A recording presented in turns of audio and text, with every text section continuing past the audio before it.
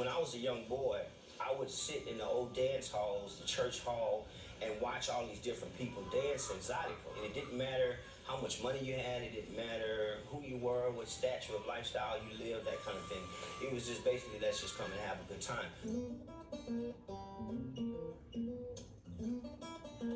I was 5, 6 years old, running through the crowd as they're dancing, just being able to feel the music and to know that the people that was on stage, that was my grandparent or my uncles, you know, and a lot of them were doing different steps. Some of them were more erect with the body statue and they wasn't really moving a lot. And then you look over to the left or to the right and, you know, they're like almost salsa dancing or something. I mean, real loose body, you know, then another couple over there, they're spinning around. So it wasn't like a designated 1, 2, 3 here, 1, 2, 3 there. When I teach Zydeco dancing, I use the basic ingredients of cooking a gumbo: water, seasoning, meat, and roux. Everything else that you're gonna add to that is your shrimp, your okra, your neck bones, that kind of thing. But it still makes Zydeco. So nobody can't say because you're doing it this way that you're not Zydeco. It's just the feel of the music, you know, and you stay within that traditional groove. And from there, we're Zydeco. I'm ready, yes. Ladies and gentlemen, I'm in velvet, baby.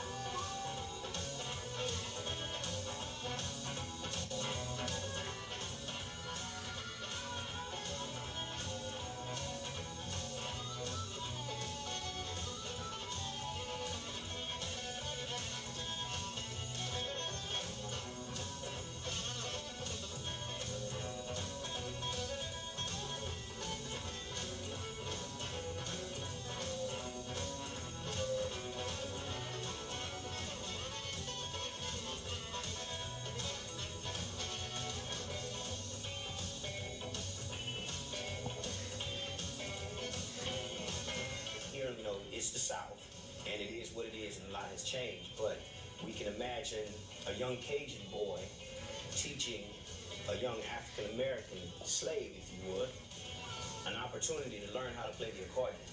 But because of his African descent, his Caribbean, whatever he has that's built in him already, now he learns how to play Cajun music, but then he spices it up, or he just oomphs it a little bit more than how that guy would have done it. And that's basically another way how Zydeco came to be.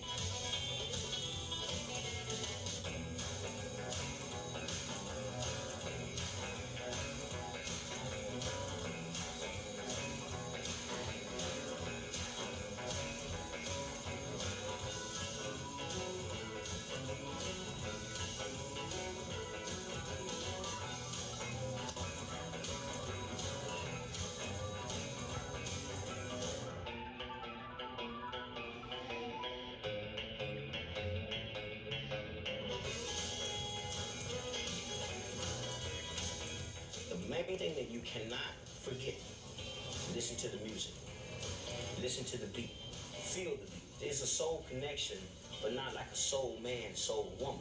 You know, it's spiritual. You know, to me, it's eternal. And whenever you see somebody dancing Zydeco music, they're not really smiling. Okay, that's more of a serious, sober face, but they're just so into it. And one may say to the other, "Are you having a good time?" But if they're so serious into the dancing, they don't even say anything. They just do the finger like this. Yeah, they just all into the groove. And you having a good time?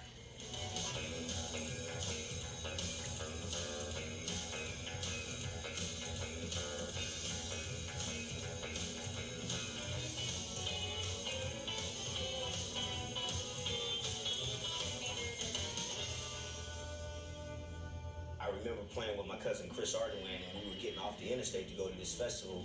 And there was state troopers everywhere, and he slowed the van down and he said, "Where you guys going?" And we said, "Well, we're one of the bands performing for the Crawford Festival."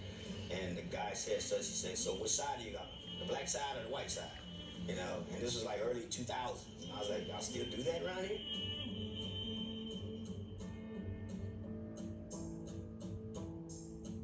Today, I don't see that to be an issue. Being a true Louisianian of Creole culture, we never had an issue with it.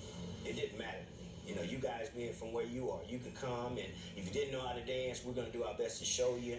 We want you to go back and tell everybody how you had a wonderful time and you can't wait to come back.